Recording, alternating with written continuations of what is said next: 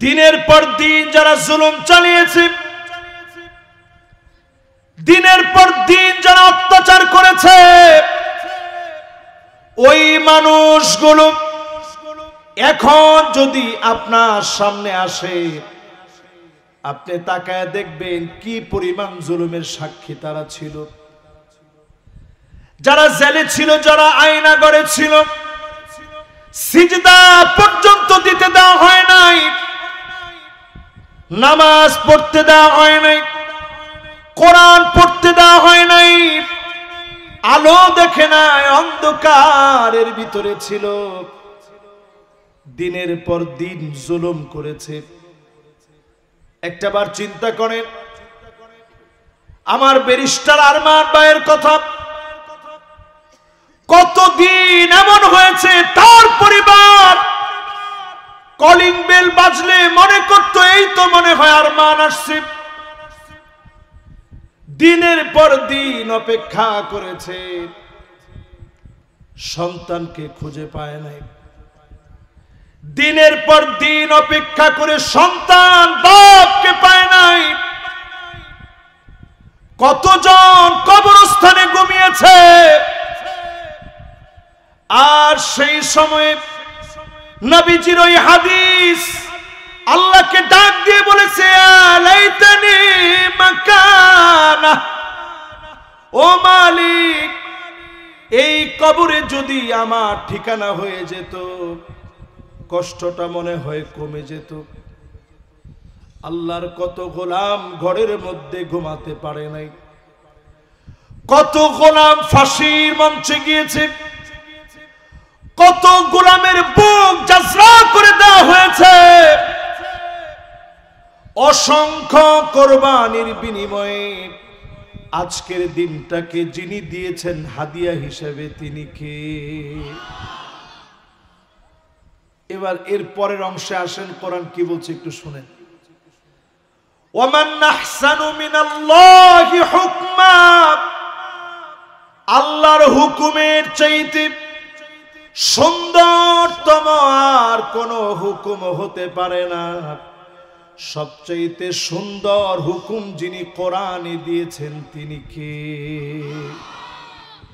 এরপর আল্লাহ বলেন সবাই এটা বুঝবে না, লিকৌমি ইউকিনুন, বুঝবে তারা, প্রবল বিশ্বাসী যারা হবে তারাই কেবল কোরআনের কাছে আসবে। এ মানুষগুলাকে যিনি মাফ করে কবুল করে নিবেন তিনি কে? এবার আসেন আমার ৮ নম্বর পয়েন্টে যাই। যারা আজকের মাহফিলে আসছেন, মাল্লাম ইয়ারিফ লিআলিমিনা হাক্কাহু ফালাইসা মিন্না, যেই মানুষগুলো আলেমের হক জানে না সে নবীর দলভুক্ত হতে পারে না। যারা এতদিন জুলুম করেছে, আলেমের হক তারা দিতে পারে না, তারা নবীর উম্মত হতে পারে নাই, ঠিক কিনা বলেন? এই আয়াতে কারিমা সূরা নিসায়ের ৪১ নং আয়াতে কারিমা, সাবাবুন নুজুল পড়ে দেখেন। আল্লাহর নবী যখন উম্মতের জন্য বিষণ্ণ মনে ছিলেন, এই আয়াতে কারিমা নাজিল হয়ে গেছে। নবীজির দুইটা চোখ দিয়ে এমন ভাবে পানি ঝরেছে, গাল বেয়ে বেয়ে পানি ঝরেছে, দাড়ি বেয়ে বেয়ে টপ টপ করে পানিগুলো ঝরেছে। হাত্তা বাল্লাল আরদ, জমিনের ভিতরে নবীজির চোখের পানিগুলা টপ টপ করে পড়েছে। এত পরিমাণ নবীজি কেঁদেছেন, কারণ জীবনে কোনদিন নবীজি উম্মতকে এক নজর দেখতে পারে নাই। এক নজর যে উম্মতকে নবীজি দেখতে পারে নাই, একবারের জন্য নবীজি উম্মতের আদর করতে পারে নাই, ছুঁয়ে দেখতে পারে নাই। এত পরিমাণ নবীজি মায়া করে গেছেন। আব্দুল্লাহ বিন মাসউদ রাদিয়াল্লাহু তাআলা আনহুকে নবীজি একদিন ডাকলেন, ডেকে বললেন, আব্দুল্লাহ বিন মাসউদ তুমি একটু পড়ো। আব্দুল্লাহ বিন মাসউদ মনে করতেছে, আকরাউ আলাইকা ওয়া আলাইকা উনজিল, নবী আপনার সামনে কেমন করে পড়ব? এই কোরআনুল কারীম আপনার উপরে অবতীর্ণ হয়েছে। নবীজি বললেন, আব্দুল্লাহ বিন মাসউদ পড়ো, আজকে আমার বড় শুনতে ভালো লাগতেছে, শুনতে আমার বড় মনে চাচ্ছে। আব্দুল্লাহ বিন মাসউদ বলেন, পড়া শুরু করে দিলাম। সূরা নিসা পড়া শুরু হয়ে গেল। ইয়া আইয়ুহান নাসু ইত্তাকু রাব্বাকুমুল্লাযী খালাকাকুম মিন নাফসিন ওয়াহিদা। তেলাওয়াত শুরু হয়ে গেল। পড়তে পড়তে 41 নম্বর আয়াতে আসছি। উম্মতের জন্য নবীর এমন মায়া, দুইটা চোখ দিয়ে অঝোর ধারায় নবীজি কাঁদলেন। চোখের পানি টপ টপ করে জমিনের মধ্যে পড়ল। আল্লাহ নবী কান্না কেঁদেছেন শুধুমাত্র কেবলমাত্র আমার আপনার মতো উম্মতের জন্য। আমাদের মায়ায় নবীজি বারবার আল্লাহর কাছে কেঁদেছেন। বলেন আল্লাহু আকবার। 2 নাম্বার কান্নার ঘটনা শুনেন। আম্মা জান আয়েশা বলেন, ছোট্ট ঘরের ভিতরে তাহাজ্জুদের সময় বিছনা ছেড়ে নবীজি যখন উঠতেন, আম্মা জান আয়েশা বলেন, নবীজির ভিতর থেকে কান্নার আওয়াজগুলো আসতো। আজিজুন কাজিজিল মিরজাল, ফুটন্ত গরম পানির মতো টকবক করে আওয়াজ হতো। আম্মা জান আয়েশা বলেন, আমি আমার কানটাকে হুজুরের জবানের সামনে নিয়ে যেতাম। কি বলে নবীজি এত পরিমাণ কান্দে, আমি শুনতাম। অন্য কোনো কিছু বলে নবীজি কান্দে না। নবীজি কান্দে আর আল্লাহর কাছে বলে, আল্লাহুম্মা উম্মতি,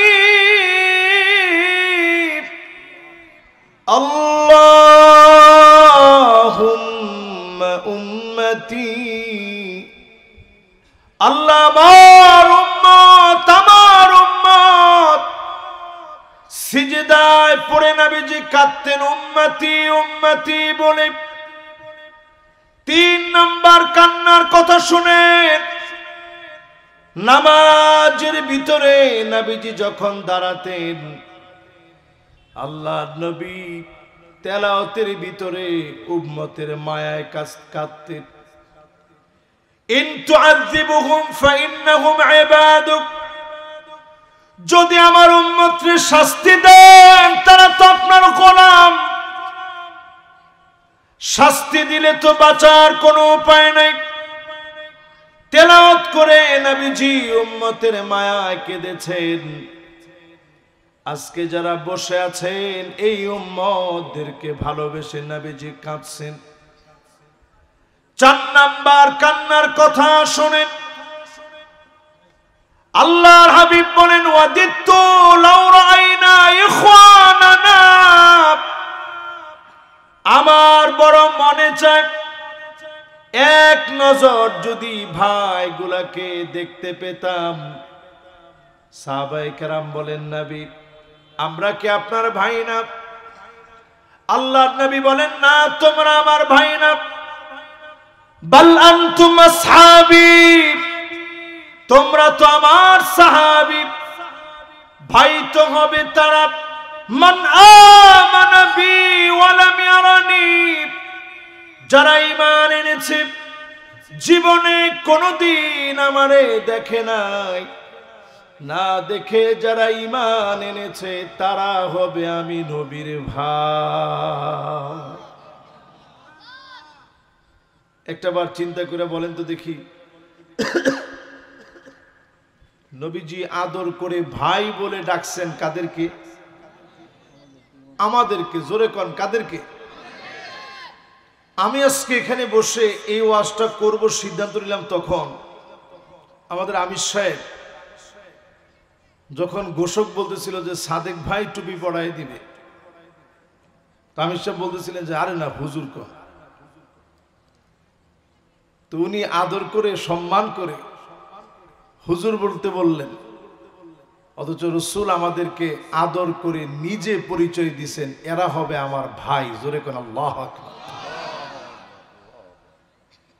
একটাবার চিন্তা করেন, মুসলমান নবী আমাদেরকে ভাই বলে ডেকেছেন,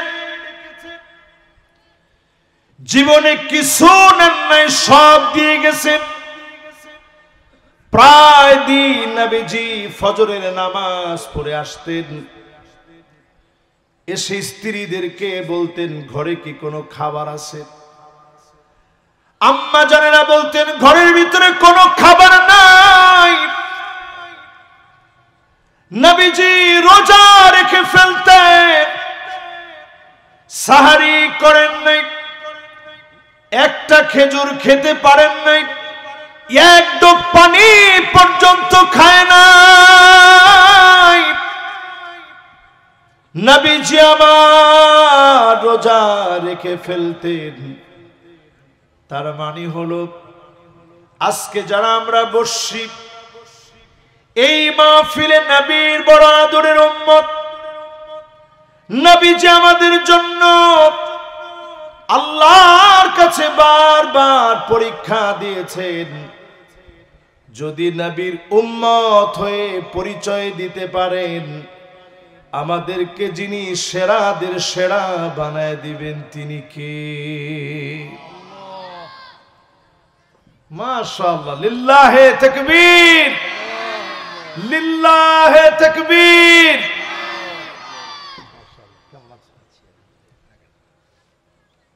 মাশাআল্লাহ, ভাইজান আজকে আসবেন জানলে আমরা একসাথেই চলে আসতাম।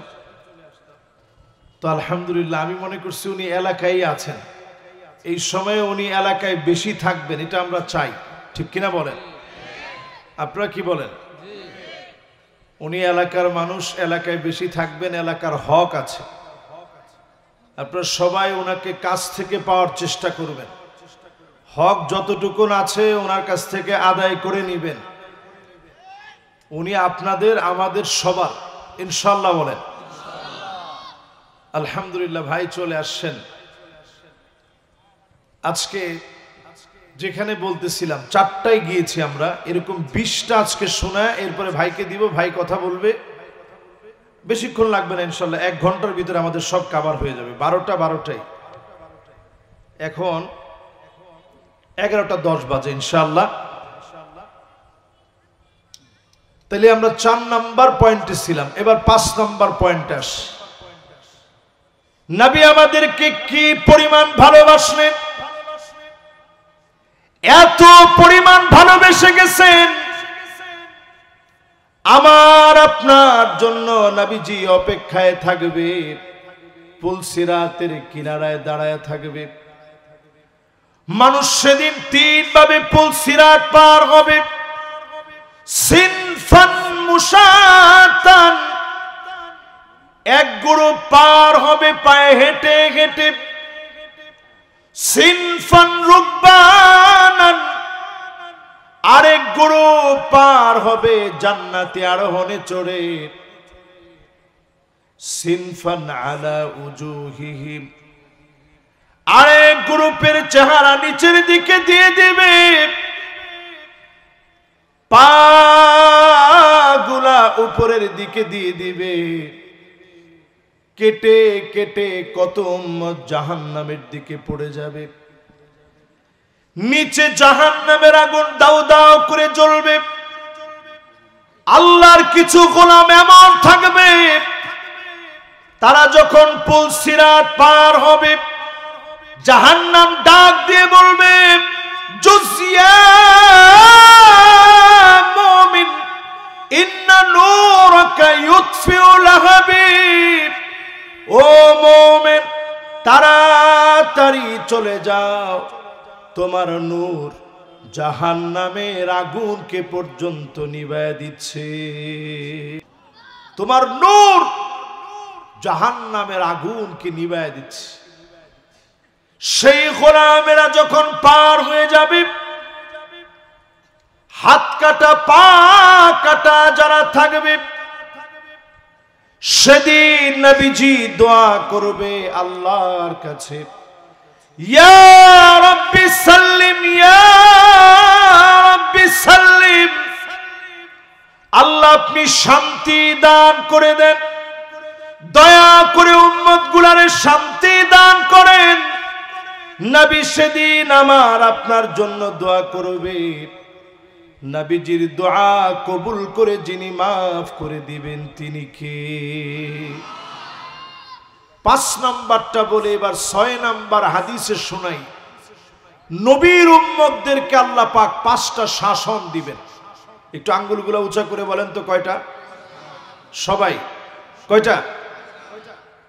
এই জমিনের ভিতরে 5টা শাসন আসবে।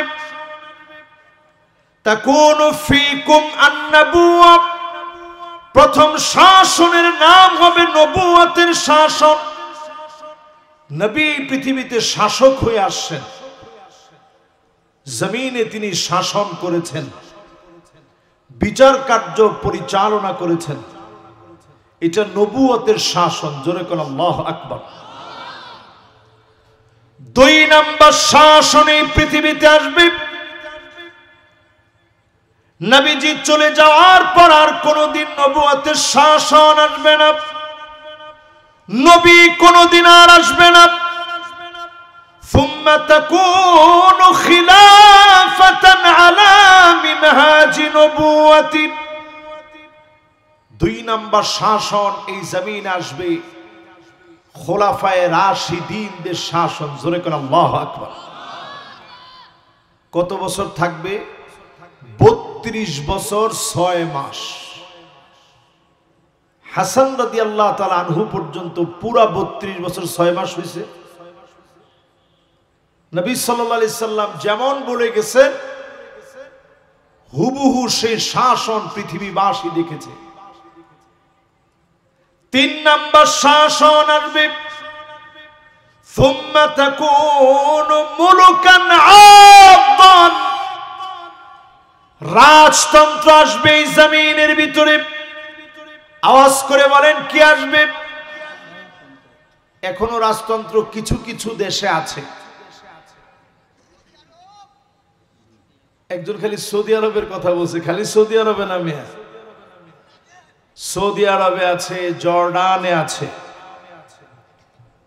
ওয়ার্ল্ডের এখনো মুসলিম অনেক দেশে পুরাপুরি রাজতন্ত্র না চললেও রাজতন্ত্রের হুবহু ক্যাটাগরিতে সারা ওয়ার্ল্ডের মুসলিম দেশগুলো এখনো চলতেছে। এই জন্য আমরা পুরাপুরি শান্তি পাই না। রাজতন্ত্র এই পৃথিবীতে আসবে। 3 নাম্বার শাসন হবে রাজতন্ত্র। বেশি দিন রাজতন্ত্র এই জমিনে টিকবে না। রাজতন্ত্রকে যিনি উঠায় নিবেন তিনি কে? তাহলে আমরা 3য় নাম্বারটা পৃথিবীতে দেখছি। এটার ভালো দিক খারাপ দিক সব দেখা হয়েছে। আমরা এই জমিনের ভিতরে এমন শাসক দেখেছি। কিছুদিন আগে আমি মরক্কো গিয়েছিলাম।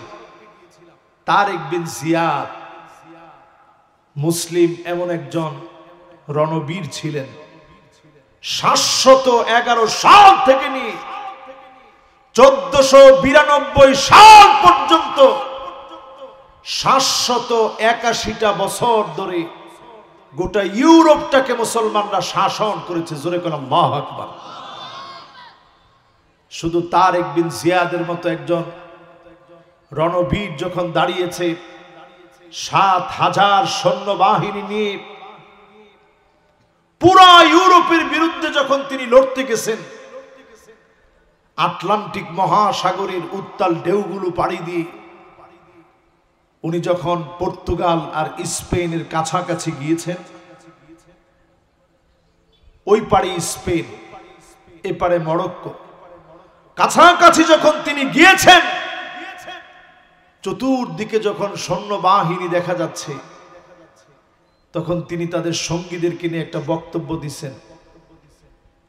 তারেক বিন জিয়াদ বলেছেন, লা মালজা ওয়ালা মানজা মিনকা ইল্লা ইলাইক। আজকে বাঁচার কোনো উপায় নাই, যাওয়ার কোনো জায়গা নাই। জীবন যদি দেওয়া লাগে, আল্লাহর জন্য জীবন দেব, একমাত্র যার কাছে আশ্রয় নিতে হবে তিনি কে? সবাই বুঝে ফেলছে যে আজকে জীবন দেওয়ার জন্য প্রস্তুতি নেওয়া লাগবে। এমন ভাবে মুসলমানরা ঝাঁপায় পড়তেছিল,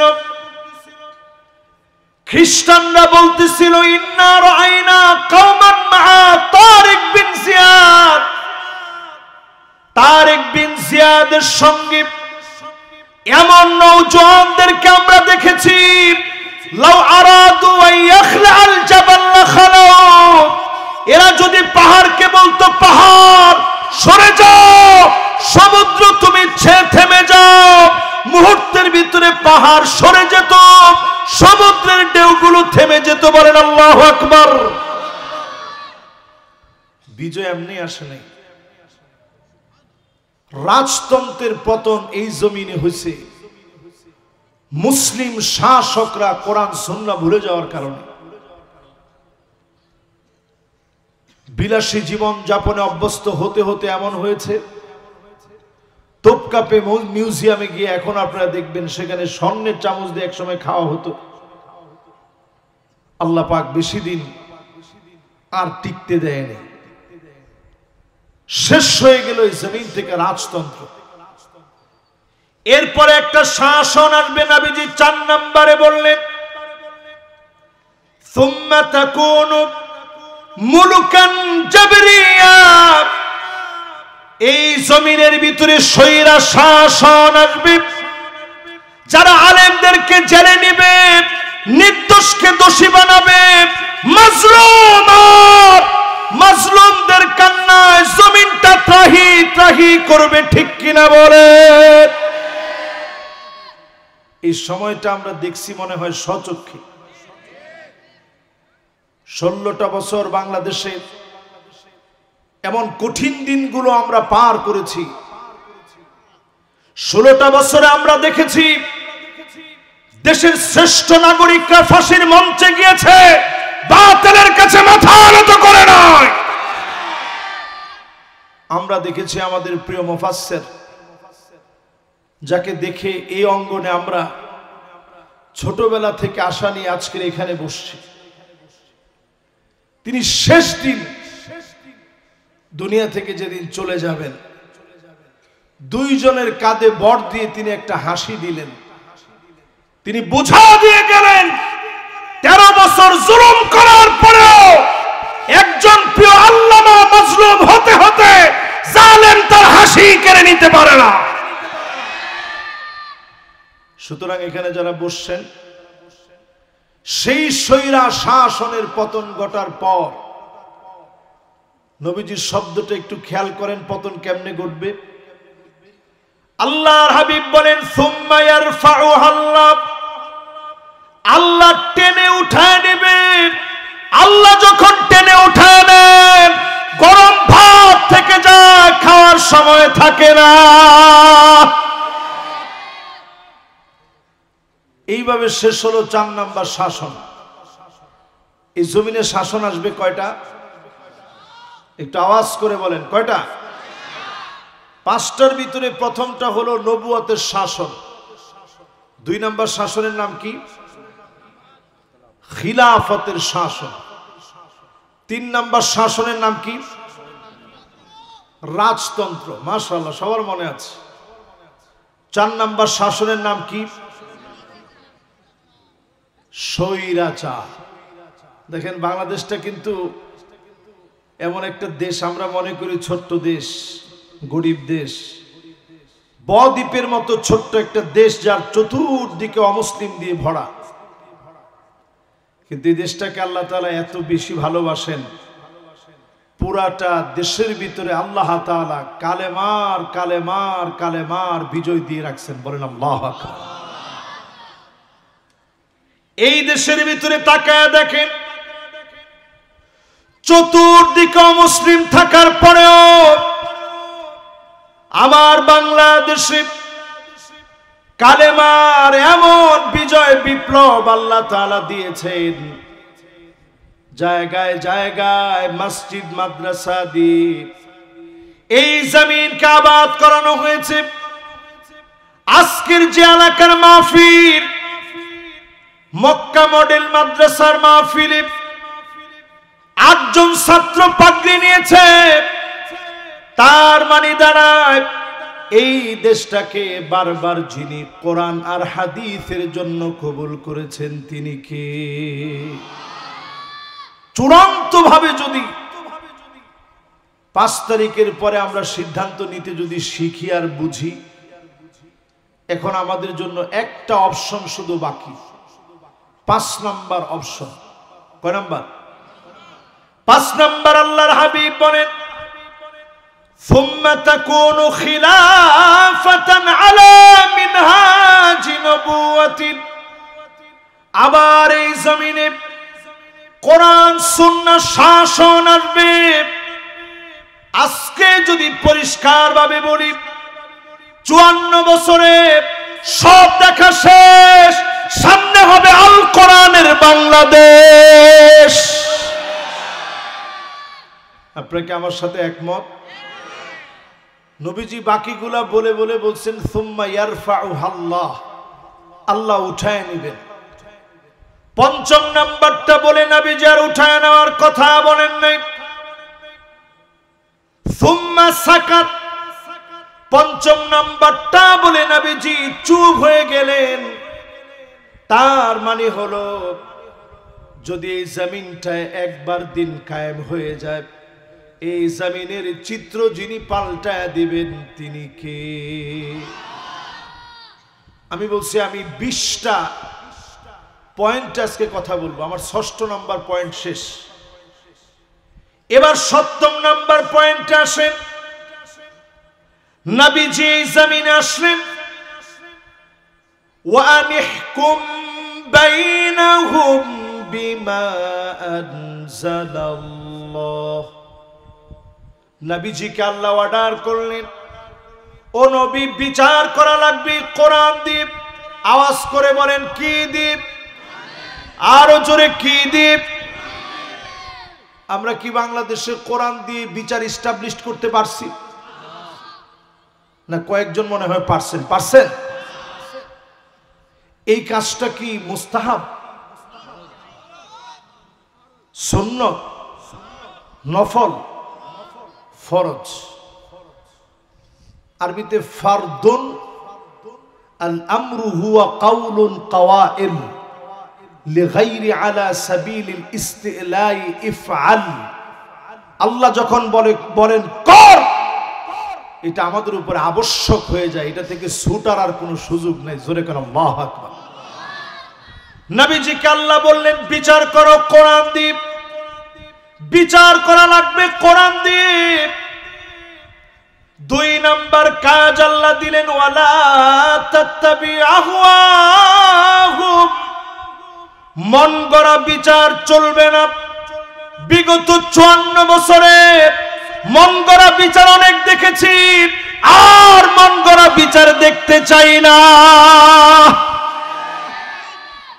ঠিক কিনা বলেন? বিচারপতি মানিক সাহেব কিছুদিন আগে উঠাচ্ছিল,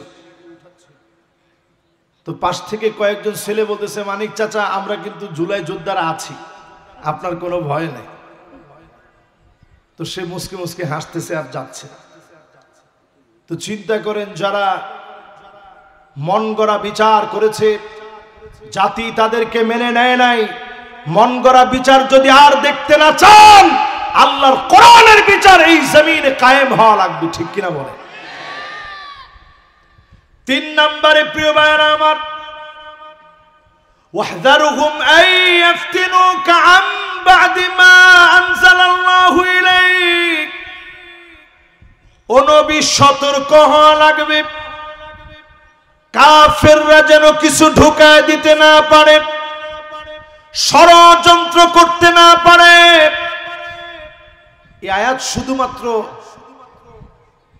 ওই দিন সতর্ক থাকতে বলা হয়েছে তা না, আজ অবধি সতর্ক থাকা লাগবে। তাকায় দেখেন আমার দেশে একটার পর একটা শুধু আগুন ধরছে। শাহজালাল ইন্টারন্যাশনাল এয়ারপোর্টের কার্গো সেক্টরে যে আগুনটা ধরেছে, হাজার হাজার কোটি টাকার ক্ষতিগ্রস্ত হয়েছে দেশ। কত ব্যবসায়ী পথে বসে গিয়েছে। আমরা অনেক ধরনের ষড়যন্ত্রের আভাস পাচ্ছি। আল্লাহ পাক কুরআনুল কারীমের সূরা মায়েদার ভিতরে বলেছে, নবী সতর্ক থাকা লাগবে। বর্তমানে এই প্রেক্ষাপটে এখনো যদি আমরা সতর্ক না হই, ডক্টর ইউনূস সাহেব যদি সতর্ক না থাকেন, আশেপাশের যারা আছেন তারা যদি সতর্ক না থাকেন, দেশ একটা সংকটের ভিতরে পড়তে যাচ্ছে। আজকে আগুন ধরেছে আবার নতুন করে সদরঘাটে, মিরপুরে আগুন ধরলো, সদরঘাটে আগুন, এরপরে আমার শাহজালাল ইন্টারন্যাশনাল এয়ারপোর্টে আগুন।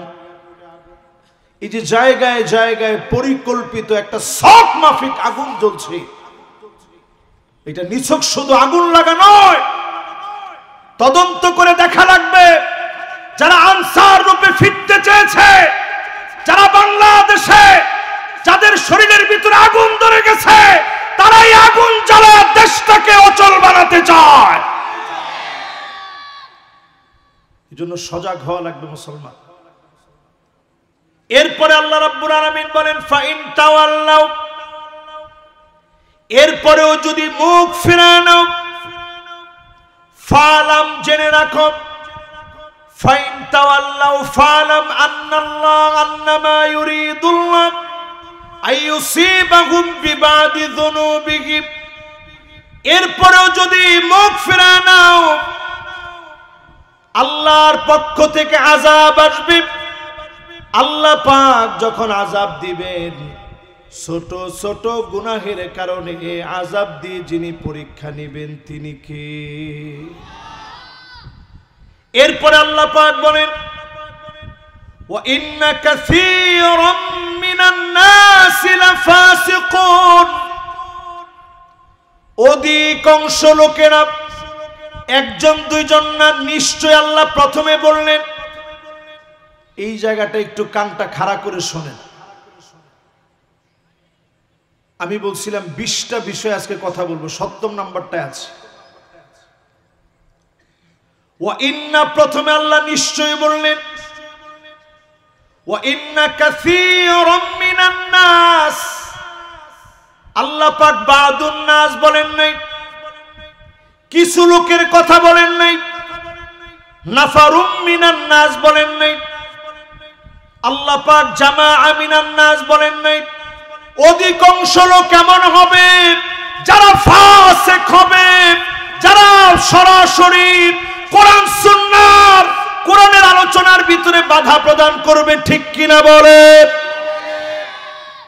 নোয়াখালীতে আপনি তাকায় দেখেন, সেখানে দার্স হচ্ছে, দার্সুল কোরআনের ভিতরে প্রকাশ্যে যারা এসে পিটিয়েছে, পরিষ্কার ভাবে জেনে রাখেন, যারা মসজিদের ভিতরে মানুষকে রক্তাক্ত করতে পারে, চূড়ান্ত বিচার বাংলার জনগণ করবে, ঠিক কিনা বলে?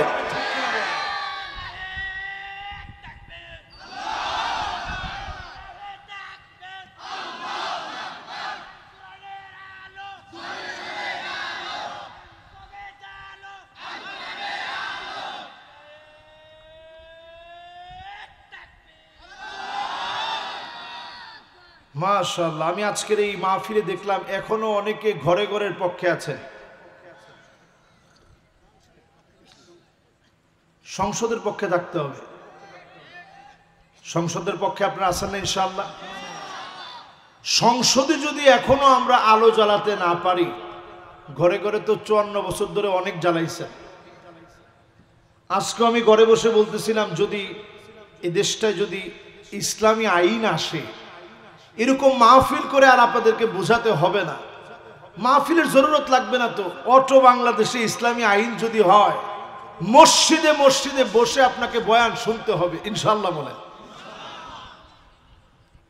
এই মাঠ ঘাট সব ইসলামের আলোতে পরিপূর্ণ হবে। কত কষ্ট করে আপনারা আলো জ্বালায় বাতি জ্বালায় এখানে মাহফিলের ব্যবস্থা করছেন, তখন রাষ্ট্রীয়ভাবে মাহফিলের আয়োজন করে আপনাদেরকে শোনানো হবে, সেখানে গিয়ে খালি আপনারা শুনবেন ইনশাআল্লাহ। বলেন, প্রিয় ভাইয়েরা আমার, আল্লাহ রাব্বুল আলামিন জানায় দিলেন, অধিকাংশ লোকেরা হবে ফাসিক। খালি ফাসিক হবে না, লাফাসিকুন, অবশ্যই ফাসিক হবে। যারা অবশ্যই ফাসিক, তারাই কোরআনকে এখনো বাধা দেয়, ঠিক কিনা বলে? যে লোকগুলো এখনো বলতে পারে কোরআন দিয়ে কি রাষ্ট্র চালানো যায়, শরিয়া আইন কি চলে, শরিয়া আইন দিয়ে রাষ্ট্র চলবে না, এটা যারা বলে পরিষ্কার তারা ফাসিকি করছে। কোরআন তাদেরকে ফাসিক বলেছে, ঠিক কিনা বলে? এরপরে আমার ভাইয়ের আল্লাহ রাব্বুল আলামিন বলেন, আফা হুকমাল জাহিলিয়াতি ইয়াবগুন। ও নবী, এত কিছুর পরেও লোকেরা কি জাহিল, জাহালাতের জীবন বেছে নিবে, অন্ধকারের দিকে দাবিত হবে। আজকে যদি প্রশ্ন করি, চায়ের দোকানে বসে বসে দেখবেন কিছু লোক আছে বলতে থাকে আগেই ভালো ছিল। এরকম লোক আছে না? চায়ের দোকানে বসে কি বলে, এরকম লোক আছে না? পাশ থেকে যদি একজন খালি বলতে পারে যে হ্যাঁ ঠিকই বলছস, আগেই ভালো ছিল, তাহলে বলে যে ঠিক আছে, চার বিলটা আমি দিব, আরেক কাপ চা দে। কোরআনের ভাষায় আল্লাহ পাক তাদেরকে বলছে, আফা হুকমাল জাহিলিয়াতি ইয়াবগুন। এত কিছু দেখার পরেও নবী তারা কি জাহিলিয়াতের দিকে যাবে? দিনের পর দিন আলেমদেরকে যারা জুলুম করেছে, এখানে বেছে বেছে কোন দলের আলেমকে বাদ দেওয়া হয় নাই, বাদ দেওয়া হয়েছে। আমি কিন্তু কোন দলের পক্ষ হয়ে এখানে বসি নাই, দলের পক্ষ হয়ে এখানে ওয়াজও করছি না। কোন দলের আলেমকে কি বাদ দেওয়া হয়েছে? আপনি যদি দেখেন আল্লামা মামুনুল হক, তিনি কি জামাত ইসলামের আলেম? বাংলাদেশের প্রথিতযশা আলেম পরিবারের সন্তান, শেখুল হাদিস ইবনু শেখুল হাদিস, উনাকে কি পরিমাণ জুলম করা হলো। এখানে কোনো দল দেখা হয়নি, দেখা হয়েছে ইসলাম। জোরে বলেন, কি দেখা হয়েছে? দিনের পর দিন যারা জুলুম চালিয়েছে, দিনের পর দিন যারা অত্যাচার করেছে, ওই মানুষগুলো এখন যদি আপনার সামনে আসে, আপনি তাকায় দেখবেন কি পরিমাণ জুলুমের সাক্ষী তারা ছিল। যারা জেলে ছিল, যারা আয়নাগরে ছিল, সিজদা পর্যন্ত দিতে দেওয়া হয় নাই, নামাজ পড়তে দেওয়া হয় নাই, কোরআন পড়তে দেওয়া হয় নাই, আলো দেখে নাই, অন্ধকারের ভিতরে ছিল, দিনের পর দিন জুলুম করেছে। একটাবার চিন্তা করেন, আমার ব্যারিস্টার আরমান ভাইয়ের কথা,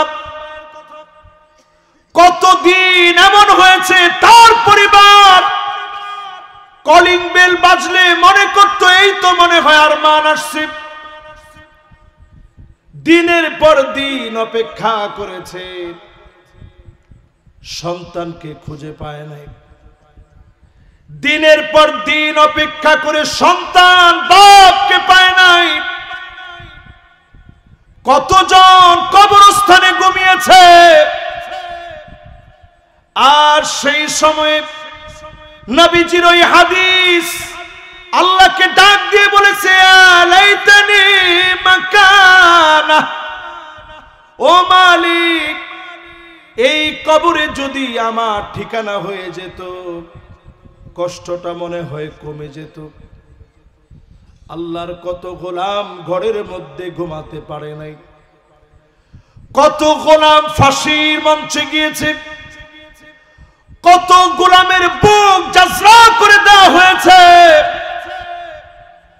অসংখ্য কোরবানির বিনিময়ে আজকের দিনটাকে যিনি দিয়েছেন হাদিয়া হিসেবে তিনি কে? এবার এর পরের অংশে আসেন, কোরআন কি বলছে একটু শুনেন। ওয়ামান আহসানু মিনাল্লাহি হুকমা, আল্লাহর হুকুমের চাইতে সুন্দরতম আর কোন হুকুম হতে পারে না। সবচাইতে সুন্দর হুকুম যিনি কোরআনে দিয়েছেন তিনি কে? এরপর আল্লাহ বলেন সবাই এটা বুঝবে না, লিকৌমি ইউকিনুন, বুঝবে তারা, প্রবল বিশ্বাসী যারা হবে তারাই কেবল কোরআনের কাছে আসবে। এ মানুষগুলাকে যিনি মাফ করে কবুল করে নিবেন তিনি কে? এবার আসেন আমার 8 নম্বর পয়েন্টে যাই। যারা আজকের মাহফিলে আসছেন, মাল্লাম ইয়ারিফ লিআলিমিনা হাক্কাহু ফালাইসা মিন্না, যেই মানুষগুলা আলেমের হক জানে না সে নবীর দলভুক্ত হতে পারে না। যারা এতদিন জুলুম করেছে আলেমের হক তারা দিতে পারে না, তারা নবীর উম্মত হতে পারে নাই, ঠিক কিনা বলেন? 9 নাম্বারটা শোনেন। 9 নম্বরে নবীজি সাল্লাল্লাহু আলাইহি সাল্লামের একটা হাদিস আনতে চাই। নবীজি বলছেন এমন একটা সময় এই দুনিয়ায় তোমরা দেখবা, ইয়াতাসাফাদু ফিত তরিক তাসাফুদাল হামির, মানুষজন নির্লজ্জ হয়ে যাবে, লজ্জা উঠে যাবে। এখন মানুষের মধ্যে লজ্জা কমছে না বাড়ছে? জোরে বলেন, লজ্জা কমছে না বাড়ছে? মানুষ এত নির্লজ্জ, এত বেহায়া হয়েছে। 10 বছরের একটা মাদ্রাসার ছাত্রী গাজীপুরের কালিয়াকৈরে, সেখানে মেয়েটাকে ধর্ষণ করা হলো। আটকা রেখে মুসলমানদের এই দেশে ধর্ষণ করার পরেও এর বিচার চেয়ে একটা জিডি করা হয়েছে। জিডি করার পর হিন্দু পরিবার থেকে মুসলমানদেরকে হুমকি দেওয়া হয়েছে। হুমকি দেওয়ার পর মুসলমানেরা জিডি যেন উঠায় নেয়। সেখানে আলেম ওলামা একত্রিত হয়ে নতুন করে মামলা করেছে, তদন্ত হচ্ছে। প্রিয় আমার চাপাই নবাবগঞ্জের আমার প্রিয় ভাইরা, একটাবার চিন্তা করেন, মুসলমানের দেশে আজ আমার বোন যেখানে নিরাপদ না, যেখানে আমার বোন নিরাপত্তা লাভ করতে পারে না, ছোট্ট মেয়েটা পর্যন্ত যেখানে নিরাপদ না, এই জমিনটা অশ্লীলতায় ভরে যাচ্ছে। এই জমিনের ভিতরে পাশবিক নির্যাতন বেড়ে গেছে, মানুষ নির্লজ্জ বেহায়া হয়ে গেছে। এই সমাজকে যদি পরিবর্তন করে, আপনাকে দিয়ে যদি পরিবর্তন হয়, বাদা আল ইসলামু গরীবান ওয়া সায়াউদু গরীবান তুবা লিল গুরাবা। এই জমিনে ইসলাম প্রতিষ্ঠা হয়েছে ব্যতিক্রম কিছু মানুষকে দিয়ে, আবার ব্যতিক্রম কিছু মানুষ আসবে, তাদের হাত ধরে জমিনকে যিনি পরিবর্তন করায় দিবেন তিনি কে? এবার আমার 9 নাম্বার পয়েন্ট শুনেন। কষ্ট হচ্ছে আপনাদের? এই তো ইনশাআল্লাহ আমি শেষের দিকে আছি, আর বেশিক্ষণ না, আর 15 মিনিট সময় আমার আছে। এই 15 মিনিট শুনেন। না না, আজকে আর বেশি লম্বা করা যাবে না। আজকে কর্তৃপক্ষ তো আমার দেরিতে উঠেছে। এরপরে আমার ভাই বসা, উনি আমার সম্মানিত দায়িত্বশীল, তো আমরা 15 মিনিট কথা শুনবো। যদি প্রশ্ন করেন শরণার্থী কতজন মুসলমান, সারা দুনিয়ার ভিতরে 20 কোটি মুসলমান শরণার্থী হয়ে আছে। মাথার উপরে ছাদ নেই, মুসলমানেরা চরম দুর্দশায় দিন কাটাচ্ছে। এই মুসলমানদেরকে যদি নতুন একটা সূর্যোদয় দেখতে হয়, মেঘের আড়াল যদি এই সূর্যোদয়কে আটকা না দেয়, বাংলাদেশ আগামী দিনের কান্ডারি হবে, সারা দুনিয়ায় নেতৃত্ব ছড়ায় পড়বে। বলেন আল্লাহু আকবার। সারা দুনিয়ার ভিতরে একটা পরিবর্তন আসতেছে। 5ই আগস্ট ঘটছে বাংলাদেশে, 8ই ডিসেম্বর ঘটছে সিরিয়াতে। নতুন করে এখন তাকিয়ে আছে তিউনিসিয়া,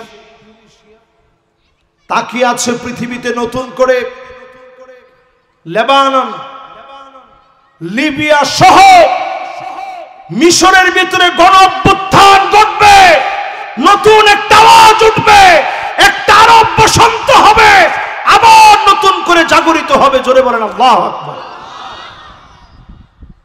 এই জাগরণের সূচনা হবে বাংলাদেশের একটা বিজয়কে কেন্দ্র করে ইনশাআল্লাহ। পড়ে দেখেন, ছোট ছোট বাচ্চা স্লোগান দিল, স্লোগানে বলল উই ওয়ান্ট জাস্টিস, আমরা জাস্টিস চাই, ইনজাস্টিস এই জমিনে আমরা আর চাই না। এবার একটু আপনারা চিন্তা ভাবনা করে বলেন তো দেখি, ছোট ছোট বাচ্চাদেরকে এই কথাগুলোকে আমরা শিখাই দিছি? তারা এই স্লোগান কোত্থেকে পেল, কেমনে দিল? আপনারা দেখবেন প্রায় সময় আমাদের খতিব সাহেবরা খুতবা দেন, ইন্নাল্লাহা ইয়া'মুরু বিল আদলি ওয়াল ইহসান, তখন অধিকাংশ লোকেরা আমরা ঘুমাই।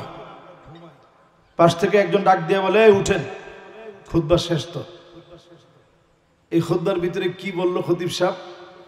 খতিব সাহেব বলেছেন আল্লাহ পাক অর্ডার করেছেন এই জমিনের ভিতরে আদালত কায়েম করা লাগবে। জোরে কোন আল্লাহু আকবার। তাহলে এবার একটু চিন্তা ভাবনা করে বলেন তো দেখি, আদালত কি কোরআন ছাড়া সম্ভব? আম্মা জান আয়েশা বলেন, আমরা কয় নম্বরে আছি? খেলাছে কয় নাম্বার? 9 পরে কয় নাম্বার?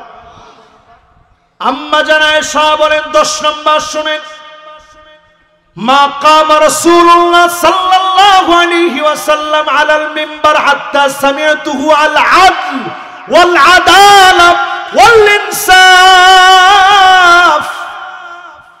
আম্মা জান আয়েশা বলেন, নবীজির এমন কোন খুতবা ছিল না যেই খুতবার ভিতরে আদালতের কথা বলেন নাই, ইনসাফের কথা বলেন নাই, ন্যায় বিচারের কথা নবীজি বলে নাই। সব খুতবা দিয়েছেন ন্যায় আর ইনসাফের পক্ষে, আদালতের পক্ষে তিনি খুতবা দিয়েছেন। 11 নম্বর পয়েন্ট শুনেন, আল্লাহর নবী ইন্তেকালের আগে সাহাবায়ে কেরামের সঙ্গে বিদায় নিচ্ছিলেন। শরীরটা তখন অসুস্থ। নবীজি বলছিলেন, শোনো, ফালিয়াক্তাস মিন্নি ক্বাবলাল কিসাস ইয়াউমাল কিয়ামাহ, কারো উপরে যদি বিচার করতে গিয়ে জুলুম করে ফেলি, আমার উপরে তোমরা প্রতিশোধ নিয়ে নাও। সাহাবায়ে কেরাম কান্নায় ভেঙে পড়েছে, ও নবী, কেমন করে আপনার উপরে প্রতিশোধ নেব? জীবনে কোনোদিন আপনি কারো উপরে জুলুম করেন নাই। হযরত ওমরের জীবনের দিকে তাকায় দেখেন, ফজরের নামাজের সময় ছুরি দিয়ে আঘাত করেছে, নাড়ি বুড়ি ছিদ্র হয়ে খাবার বের হয়ে যাচ্ছে। হযরতে ওমর দাঁড়ায়া বলতেছিলেন, ভর করে দাঁড়াইছেন দুজনের কাঁধে, দাঁড়ায়া বলতেছিলেন, মান কানাত মিন কিবালি মাযলামা, কারো উপরে যদি সামান্য জুলুম করে থাকি, ফালইয়াকতাস মিন্নি ক্বাবলা আল কিসাস ইয়াউমাল কিয়ামাহ, আল্লাহর আদালতে বিচারের আগে আমি ওমরের বিচার তোমরা করে নাও, আমি ওমরের কাছ থেকে প্রতিশোধ নিয়ে নাও। সবাই কান্নায় ভেঙে পড়েছে। খলিফাতুল মুসলিমিন আমিরুল মুমিনিন, বিচারের ক্ষেত্রে আপনি কখনো পার্সিয়ালিটি করেন নাই, অন্যায় বিচার করেন নাই, অন্যায় কোন আবদার আপনি পূর্ণ করেন নাই। এমন নেতারা ছিল আমাদের নেতা। আজকেও যদি কোরআন সুন্নাহ দিয়ে রাষ্ট্র চলে, এমন যোগ্য নেতা যিনি দান করে দিবেন তিনি কে? কত নাম্বার গেছে? 11 নাম্বার গেছে। কত নাম্বার? একজনে কইছে 13। কত? 11। ঠিক আছে, এইবার 12 নাম্বার শুনেন প্রিয় ভাইরা আমার। আমি কোনো কথা আমার মন গড়া বলতে চাই না, বলবো না। অনেকে মনে মনে চিন্তা করতে পারেন যে হুজুর এই যে পয়েন্টগুলা বলতেছে, এই পয়েন্টের ভিতরে ভিতরে মনে হচ্ছে এই জমিনে দিন কায়েমের কথা বলতেছে। দিন কায়েমের কথা দিয়ে কোরআন হাদিস ভরা। আপনি যেদিকে তাকাবেন সেদিকে দিন কায়েমের কথা দিয়ে ভরা। কোন আলেম যদি এখনো না বুঝেন সামনের দিন আসবে এমন, আপনি ইখতিলাফ করবেন বহু পরের কথা, মাথায় থাকবে না, টুপি পরবেন কই? ঠিকটাও তো বলে না, জোরে বলেন। আমি ছোট্ট একটা উদাহরণ দিই। কত নম্বরে আসি খেয়াল আছে আপনাদের? 11। এই 11-এর ভিতরে ছোট্ট একটা উদাহরণ শুনেন। এটার কাউন্টেবল হবে না, কারণ এটা কোরআন হাদিসের বাইরের ছোট্ট একটা উদাহরণ। ছোট্ট উদাহরণটা হচ্ছে এই বনের ভিতরে বলদ ছিল 3টা, একটা সাদা, একটা কালা, একটা লাল। বাঘ প্রথম দিন এসে হুট করে একত্রে আক্রমণ করলে বাঘ ধরা খেয়ে যাবে। দুইজনের সাথে সন্ধি চুক্তি করছে। লাল আর কালোটার সাথে সন্ধি চুক্তি হয়েছে যে সাদাটার কোনো কালার হইল, এক কাজ কর তোরা মেরে খেয়ে ফেল। লাল আর কালাটা মিলে বলল না, এক জাতীয় আমরা, সমজাতীয়, কেমনে মারি কেমনে খাই, এক কাজ করেন মহাশয় আপনি মেরে খান, আমাদের কোনো নিষেধ নাই। প্রথম দিন মেরে খেয়ে ফেলছে সাদা বলদকে, বাকি আছে আর কয়টা? পরের দিন বিনা নোটিশে হাজির হয়েছে কালোটার কাছে। আইসা কয় তোর কি কোনো কালার হইল, তুই কালা। বিনা নোটিশে তারে গপ করে খেয়ে ফেলছে। এর পরের দিন আসছে লালটার কাছে, বলছে তোরে তো খাইতাম প্রথম দিন, তোর তো কোনো কালারই না এটা, কিন্তু একবারে তো খাওয়া যায় না, এই জন্য তোর একটু সুযোগ দিছি, এখন তোরে খাবো। তো লালটা বলতেছে আমি একটু পাহাড়ের উপরে যাই, একটা ছোট্ট কথা বলে চলে এসি, আসলে পরে আপনি আমারে খায়েন। পাহাড়ের উপরে গিয়ে ওই লাল বলদটা বলছে উকিল তু ইয়াউমান, এটা কিন্তু একটা বানানো গল্প আর কি। উকিল তু ইয়াউমান, ইয়াউমান উকিলা সাউরুল আবিয়াদ, ওই দিন আমাকে খেয়ে ফেলা হয়েছে। সাদা বলদকে যেদিন খাওয়া হয়েছে, আল্লামা সাঈদীকে যেদিন অ্যারেস্ট করা হয়েছে, বাংলাদেশের প্রত্যেক আলেমকে অ্যারেস্ট করা হয়েছে। এটা বুঝতে যত দেরি হবে তত বেশি এদেশে দিন কায়েম দেরি হবে। যত তাড়াতাড়ি বুঝবেন এই জমিনে তত তাড়াতাড়ি দিন কায়েম হয়ে যাবে। জোরে কোন আল্লাহু আকবার। এবার আমরা ছিলাম 11 নম্বরে, এবার চট করে চলেন 12 নম্বরে যাই। কত নাম্বার? 12 নম্বরে প্রিয় ভাইরা আমার, এই জমিনে যদি দিন কায়েম না হয়, হাত্তা ইয়াতাবাহান নাসু বিল মাসাজিদ, মসজিদে মসজিদে মারামারি হবে। পরিষ্কার ভাবে শুনতে চাই, মসজিদে মসজিদে এখন মারামারি আছে না নাই? কি বলেন? না না না, জি এত আসতে হইলে চলবে না, একটু জোরে বলেন আছে। নোয়াখালীতে আপনারা দেখছেন, এই হাদিস তো আজকে নবীজি বলে যান না, 1450 বছর আগে বলে গেছেন। মিলায় দেখেন এখন পদ পদবি নিয়ে মারামারি।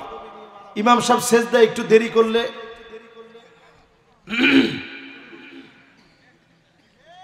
ইমাম সাহেবের আগে যে আপনি মাথাটা উঠাইলেন, নবীজি বলতেছেন তোর মাথাটা গাধার মতো হয়ে যেত। আমায় একশাল্লাযী আইয়ারফা রাসাহু ক্বাবলা আল ইমাম আইয়ুহাউইল আল্লাহু রাসাহু রাসাল হিমার, তোর চেহারাটা গাধার মতো হয়ে যেত, শুধু নবীর উম্মত দেখে আল্লাহ মাফ করে দিয়েছে। জোরে করে আল্লাহু আকবার। কত নাম্বার শেষ? এবার 13 নাম্বার শুনেন আমার ভাইরা। পিছনে একজন উঠছে মাদ্রাসার তালিবুল ইলম, বসেন। মাশাআল্লাহ, এরপর তো বসে না, বসবি ইনশাআল্লাহ। এই তো মাশাআল্লাহ, লিল্লাহি তাকবীর। এটা চাপাই নবাবগঞ্জের মানুষ, মাশাআল্লাহ। কত নম্বরে ছিলেন? 13 নম্বর না? চলেন 13 নম্বরে। নবী আলাইহিস সালাতু ওয়াস সালাম আমাদেরকে জানায় গেলেন, এমন সময় তোমরা দেখবা হাত্তা ইয়াতুনা জারাহু, প্রতিবেশী প্রতিবেশীকে মারবে। এখন বাংলাদেশে এগুলো হয় না, কি বলেন? হয়। আখাহু, আপন ভাই পর্যন্ত ভাইকে মেরে ফেলবে শুধুমাত্র সম্পত্তির লোভে, ঠিক নেই?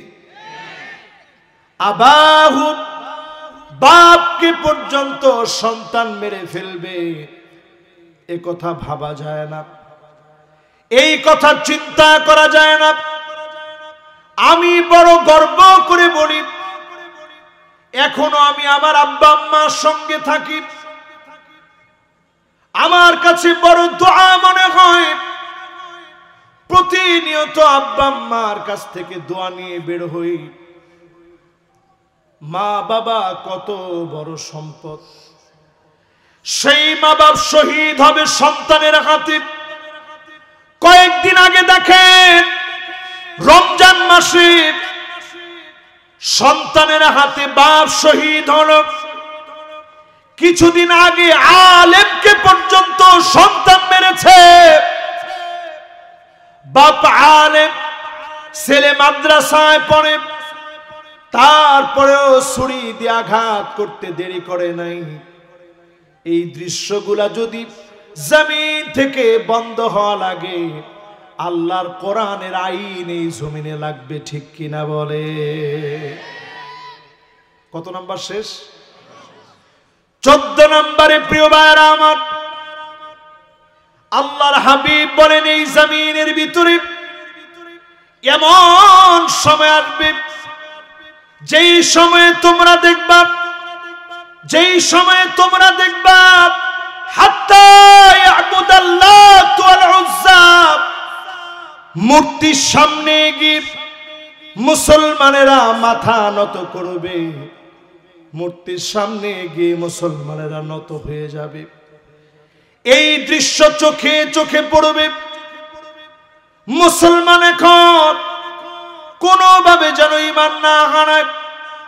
এখনো যদি না বুঝেন, অচিরেই নিয়ামত যিনি ছিনায় নেবেন তিনি কে? আমরা শুধুমাত্র পূজা মণ্ডপের কথা আমি বলছি না, গড়ে গড়ে এখন মূর্তি, পুতুল, ছবি আছে না নাই? জোরে কোন আছে না নাই? হযরত আলী রাদিয়াল্লাহু তাআলা আনহুর ঘরে নবীজি যাচ্ছিলেন মেহমান হয়ে। ঘরের ভিতরে পা দিয়ে নবীজি বের হয়ে যাচ্ছেন। নবীজি বলছেন, লা তাদখুলুল মালাইকাতু বাইতান ফীহি তাসাউইর, ছবি থাকলে ওই ঘরে ফেরেশতা যায় না। নবীজি ওই ঘরে যেতে চান নাই। পর্দার ভিতরে সেই যুগের অঙ্কিত কোন একটা রূপ হয়তো ছিল। আল্লাহর নবী সেটা দেখে পিছনের দিকে চলে আসলেন। হযরত আলী ছিঁড়ে ফেলে দিলেন। নবীজির ঘরের ভিতরে যেতে গিয়ে জিব্রাইল আলাইহিস সালাম তিনি জান্নাত। আল্লাহর নবী বললেন, কেন আপনি আসেন না? পর্দা দেখায় দিলেন। এই পর্দার ভিতরে সেই যুগের হয়তো অঙ্কিত কোন ছবি, সেই যুগের হয়তো হাতে কাজ করা কোন একটা রূপ। আল্লাহর নবীর ঘরে জিবরিল যেতে গিয়ে বের হয়ে আসলেন। এই রকম যদি কোন ছবি থাকে, নেতার ছবি ঘর থেকে নামায় নেন, না হলে ওই ঘরে রহমতের ফেরেশতা থাকে না। ঠিক কিনা বলেন? আপনারা কি কষ্ট পেয়েছেন আমার কথায়? বুলবুল ভাইয়ের ছবি কি ঘরের ভিতরে লটকানো যাবে? ঘরের ভিতরে রাখা যাবে না। ঘরের ভিতরে কোনো ছবি নেই। ঘরের ভিতরে কোনো ছবি লটকাবেন না। আপনার ঘর যদি রহমত দিয়ে ভরতে চান, ছবি সরায় ফেলে। কত নাম্বার এটা? 15 নম্বরে। প্রিয় ভাইরা আমার, হাত্তা তুত্তাখাযাল মাসাজিদু তুরুকা, এমন সময় জমিনে আসবে রাস্তা দিয়ে হেঁটে হেঁটে চলে যাবে। বড় আফসোস, মুসলমান নামাজের জন্য ঢুকবে না, মসজিদে যাবে না, নামাজ পড়বে না। আজকে এখানে মাহফিল হচ্ছে, দিন কায়েমের কথা চলছে। একটা বার আপনি ভেবে দেখেন, ফজর থেকে নিয়ে এশা পর্যন্ত যদি বলা হয় অধিকাংশ লোকেরা নামাজ পড়েছে, জোরে কোন? এখন কোন আওয়াজ নাই, সব চুপ হয়ে গেছে। স্পষ্ট মনে রাখবেন, যে লোকটা বেনামাজি, নামাজ যার নাই, সে মদখোরের চাইতে আল্লাহর কাছে নিকৃষ্ট। ঠিকটা একটু একটু জোরে কর। আমার কাছ থেকে এবার একটু দলিল নেন। জেনাকারের চাইতে ওই লোকটা নিকৃষ্ট যে ব্যক্তি নামাজ ছেড়ে দেয়। কিন্তু 5টা লোক যদি মনে করেন এই চাপাই নবাবগঞ্জের আজকের এই জায়গায় 5টা লোক যদি মদ খেয়ে মারা যায়, মাইকে এলান করা লাগবে না, এদিকে 10 কিলো, এদিকে 10 কিলো, এদিকে 10 কিলো, সব জায়গায় এলান হয়ে যাবে মদ খেয়ে কয়জন মারা গেছে। কিন্তু চিন্তা করেন প্রতিনিয়ত কত বেনামাজি মারা যাচ্ছে। আমরা অনেকে বুঝি না, দেখি এটা কিছু মনে করি না। বেনামাজি যখন কবরে যাবে, ফেরেশতারা একজন আরেকজনকে বলবে তারিকুস সালাত, নামাজ পরিত্যাগকারী এসেছে। এমন ভাবে কবর অন্ধকার হবে, এমন ভাবে চাপ মারবে,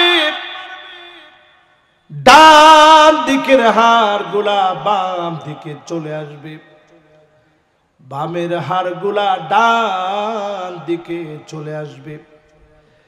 লাইসা লাহু নূরুন ওয়ালা বুরহানুন ওয়ালা নাজাত,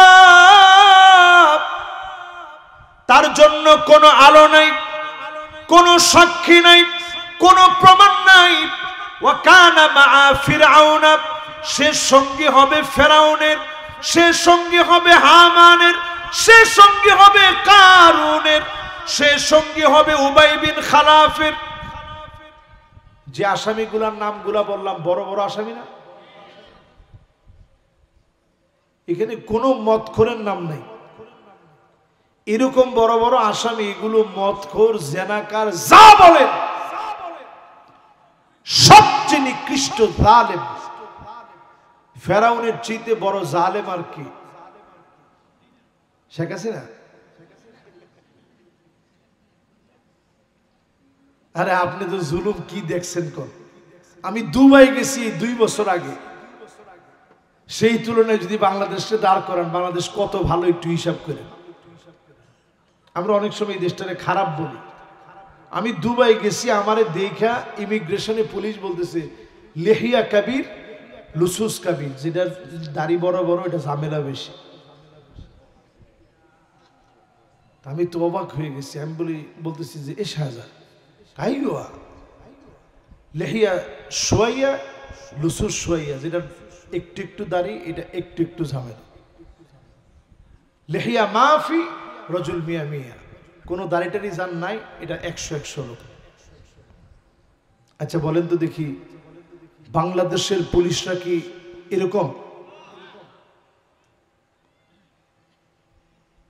শুধু এইটা না, এরপরে যখন আমার সঙ্গে একটু তর্ক হচ্ছে, তর্ক হইতে হইতে আমি সাথে সাথে তারে বললাম, খুব মনের কষ্ট থেকে আমি বললাম যে তোমাদের দেশটা হচ্ছে মাকবারাতুল ইলম ওয়াল হাদারা, এলেম আর সভ্যতার কবরস্থান হচ্ছে তোমাদের দেশ। চিন্তা করেন, যে দাড়ি সহ্য করতে পারে না এই কথা বলার পরে তার মাথায় রক্ত কিরকম উঠছে। এটা বলার পরে সে তো একবারে পুলিশ টুলিশ আইনা ভরে ফেলছে। আমার বলছে এই কথা কেন বললাম? আমি বলছি না, আমি তো সত্য বলছি, তোমাদের দেশ হচ্ছে এলেমের কবরস্থান, এখানে কোনো এলেমের চর্চা নেই। এখন তোর বাংলাদেশে আছে? আমি বলছি অনেক বাংলাদেশে এলেমের চর্চা আছে, তুমি গিয়ে একটু দেখে এসো। কথা প্রসঙ্গে সে একটা পর্যায়ে যখন অনেক এরকম কথা হচ্ছে, এর মধ্যে আজান হয়েছে, সে আমারে বলতেছে শায়েখ এখন আর কথা বলবো না, একটু নামাজটা পড়ে আসি। তা আমি জিজ্ঞাসা করলাম কিসের নামাজ? কই সলাতুল মাগরিব। আমি কই না, তোমার নামাজ তো আল্লাহ নিবে না আমার কাছে মনে হয়। কই না, নামাজ যিনি নেওয়ার উনি নিলে নিবে, না নিলে নাই। তা আমি বললাম এরকম বহুত লোক আছে, তারা 60 বছর ধরে সেজদা দিবে, ফালাই ইউকবাল মিনহুম সিজদাতান ওয়াহিদা, একটা সেজদাও তাদের কাছ থেকে কবুল হয় নাই। তো পরে আমি যখন এই কথা বললাম, আমারই বলছে আর দিন ফিল মসজিদ, এই দিনই কথাবার্তা এগুলো হবে মসজিদে, লাইসা হুনা। এটার নামই সেকুলারিজম। দিন মসজিদে চলবে, দিন বাহিরে চলবে না। এটার নাম দিন নয়। চুলের গোড়া থেকে শুরু করে পায়ের তালু পর্যন্ত, পার্লামেন্ট থেকে শুরু করে আপনার ঘর পর্যন্ত প্রত্যেকটা জায়গায় দিন লাগবে, ঠিক কিনা বলে? কত নম্বরে ছিলাম বলেন তো দেখি? এবার 16 নম্বরে আসেন আমার ভাইরা। যতজন আজকের মাহফিলে বসলেন, আগামীর দিনে যদি আপনি ভুল করেন, নতুন সূর্যোদয়ে যদি ভুল করেন, 6টা শাস্তি বাংলাদেশে আসতেছে, আমি স্বচক্ষে দেখতেছি। এই 16 নাম্বারটার পরে আর 4টা কথা বলেই ইনশাল্লাহ আমার ভাই নেবে হাতে। 1 নাম্বার শাস্তি বাংলাদেশের দিকে আসবে যদি ভুল করেন। নবীজি বলেন 1 নাম্বার ইমারাতুস সুফাহা, নির্বোধরা ক্ষমতা নিয়ে খেলামেলা করবে। নির্বোধরা যদি ক্ষমতা নিয়ে খেলামেলা করে, বড় ধরনের বিপদ হয়ে যাবে, স্বাধীনতা হুমকির মুখে পড়ে যাবে, আমাদের শত্রুরা সব ফায়দা লুটে নেবে, ঠিক কিনা বলে? 2 নাম্বার শাস্তি আসবে কাসরাতুস শর্ত, নতুন নতুন শর্ত দিবে। আগে যেমন কিছু হলে রাজাকার বলতো, এখন দেখি নতুন করে অনেকে মৌলবাদ বলে, ঠিক কিনা বলে? কি মনে হয়, কি মনে হয় মিলে এগুলা? 3 নাম্বার নবীজি বলে গেছেন বিয়াউল হক, টাকার বিনিময়ে হুকুম বিক্রি হবে। এখন কি হয়? হয়। 4 নম্বরে নবীজি বলেছেন ইস্তিগফাফাম বিদ্দাম, চতুর্দিকে জেনোসাইড শুরু হয়ে যাবে। এই যে আজকেও জাবিতে বিএনপির একজন ভাইকে, ছাত্র দলের ভাইকে কে যেন মেরে রেখে গেছে। জাবির ছাত্র দলের একজন দায়িত্বশীলকে একটা নির্জন একটা বাড়ির ভিতরে কে মেরে রেখে গেছে। জায়গায় জায়গায় আগুন, হত্যা, ঘুম। এরকম যখন আপনি দেখবেন, এটাকে আরবিতে বলে ইস্তিগফাফাম বিদ্দাম। চতুর্দিকে জেনোসাইড হতে হতে গৃহযুদ্ধের রূপ নিবে। আল্লাহ মাফ করুক যদি ভুল করেন, সামনের দিন বাংলাদেশে গৃহযুদ্ধ হবে। 5 নম্বরে আল্লাহর হাবিব বলেছেন কাতিয়াতুর রাহিম, আত্মীয়তার সম্পর্ক থাকবে না। এখনই তাকালে দেখা যায় ভাই ভাইরে চিনে না। 6 নম্বরে নবীজি বলেছেন এমন সময় আসবে স্বচক্ষে তোমরা দেখবা, যেই সময়ে আমি আপনি তাকালে দেখব আকাল্লুহুম ফিকহান, যাদের একেবারে বুঝ নাই, তারা চেয়ারের ভিতরে বসে আছে।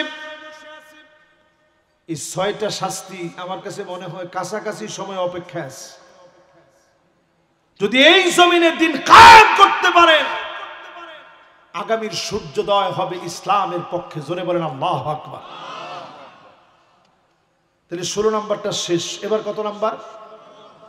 17 নম্বরে প্রিয় ভাইরা আমার, ওয়া ইন তুখালিতুহুম ফাইখওয়ানুকুম, অন্যদেরকে ভাই বানায় নেন, কোরআনের সৌন্দর্য বোঝান, দাওয়াত দেন, আদর করেন, দেখবেন ফলশ্রুতিতে সবাইকে যিনি ভাই ভাই বানায় দিবেন তিনি কে?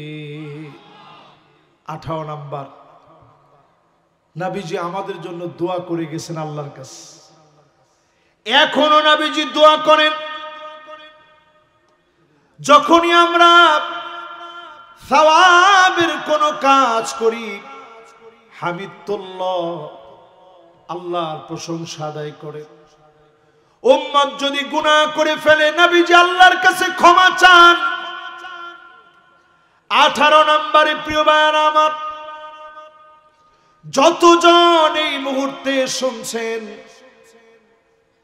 যদি আজকের এই মাহফিল শুনে একটা কথাও নিয়ে যেতে পারেন, আমার মা বোনদেরকে যদি ঘরে ঘরে শুধরে দিতে পারেন, শেষ জামানায় আন্নানা নারীরা এমন হবে সব আমার নামে লাগবে।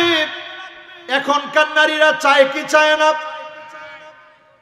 এদিক থেকে একজন বলছে চায়, আর সবাই চুপ। নারীরা এখন চায় কি চায় না? এরপরে দেখবেন মান্নানা, কথায় কথায় খোটা, আমি দেখি তোমার ঘর করে খেয়ে গেলাম। এরপরে দেখবেন হান্নানা, সারাদিন কষ্ট করে আসছেন, 1 গ্লাস পানি স্ত্রী যদি দিতে বলেন, এমন একটা ধমক, সাথে সাথে আপনি বলেন যে না, দুষ্টামি করছি, পানি পিপাসাই লাগে না। এরপরে দেখবেন কান্নানা, একটু ঢেলান দিয়ে বসছেন, আরাম করতেছেন, স্ত্রী এসে বলবে একটু উঠেন উঠেন, চেয়ারটা একটু ঠিক করতে হবে। খাটের মধ্যে গিয়ে বসছেন, খাটটা ঝাড়ু দিতে হবে। এরপরে দেখবেন হাদ্দা কাপ, কিছু আনছেন, কোনদিন পছন্দ হয় নাই, স্ত্রীর কোনদিন আপনার পছন্দ স্ত্রীর পছন্দ মিলে না। কিছু আনলি বলে কি আনলেন, এটার কালার মনে হয় মরে যাবে। ঠিক যে বলছে সে কি বিবাহিত? আপনারা মনে হয় অবিবাহিত। আসলে কথা কি ঠিক? হ্যাঁ, একটু জোরে সোরে বলেন ঠিক। মা বোনরা এখন চিন্তা করবে, এতক্ষণ হুজুরের ওয়াজ শোনার পর লাস্টে হুজুরে এই ওয়াজ ধরলো। এরপরে দেখবেন সাদ্দা আঁকা, কথায় কথায় তর্ক করবে, এমন মহিলা এখন আছে না নাই? এরপরে দেখবেন বাররা আঁকা, শুধু তর্কই করবে না, লাঠি নিয়ে স্বামীরে পিটাইতে পর্যন্ত দেরি করবে না। ঠিক কিনা বলে? তাহলে বোঝা যায় চাপাই নবাবগঞ্জের বেহাল দশা। এই জন্য বুলবুল ভাই আজকে আসছে যে এই বেহাল দশায় কি করণীয় আমাদের। এবার একটু বলেন, যারা আমাদের স্প্যান্ডেলে আছে এখানকার মহিলারা কি এমন? মাশাআল্লাহ, অন্তত আপনারা সাক্ষী দিচ্ছেন যে না হুজুর, এখানকার ঘরের মহিলারা আলহামদুলিল্লাহ যারা এখানকার আসছে এরা এরকম। তাহলে এবার একটু হিসাব মিলিয়ে দেখেন, এই সমাজের পরিবর্তন দরকার আছে না ভাই? মা বোনদের কথা বললাম, এবার যদি বলি 19 নম্বরে পুরুষেরা যারা আছেন, কয়জন আপনি ঘরে গিয়ে আগে সালাম দেন? আচ্ছা হাত উঠে গেল। ঘরের ভিতরে গিয়ে ঘর ঝাড়ু দিচ্ছেন এমন কে কে আছেন? একটু হাত উঠান তো দেখি। 1 2 3 4 5 6 7 এটা কাউন্টেবল, মোটামুটি কাউন্ট করা যায়। মাশাআল্লাহ, এখানে একজন আলেমও হাত তুলছে। আমার ওই আলহামদুলিল্লাহ যখন খাওয়া দাওয়া করতেছিলাম, আমাদেরকে বেড়ে খাওয়াইছে, উনি মাশাআল্লাহ হাত উঠেছে, হুজুর আমি ঘর ঝাড়ু দিই। এই কাজটা রাসূলুল্লাহর রেখে যাওয়া একটা সুন্নাহ। ফাকান্নাসা রাসূলুল্লাহ। আমি জেলা আমির, আপনি জিজ্ঞাসা করে দেখেন, উনি নিজেও ঘর ঝাড়ু দিস, কিন্তু আজকে বলেন আমরা ঘর ঝাড়ু দিই আলহামদুলিল্লাহ। এটা শরমের কিছু নেই, রাসূলুল্লাহ নিজে দিছে। এরপরে তো বিয়ে শাদী করছি, এরপরে বউরেও তরকারি কেটে দিস। এই যে তরকারি কেটে দিছি, এটা রাসূলুল্লাহর আরেকটা সুন্নাহ। আম্মাজান আয়েশা বলেন, ছোট্ট ছুরিটা দিয়ে আমার রাসূল তরকারি কেটে দিতেন। জোরে করে আল্লাহু আকবার।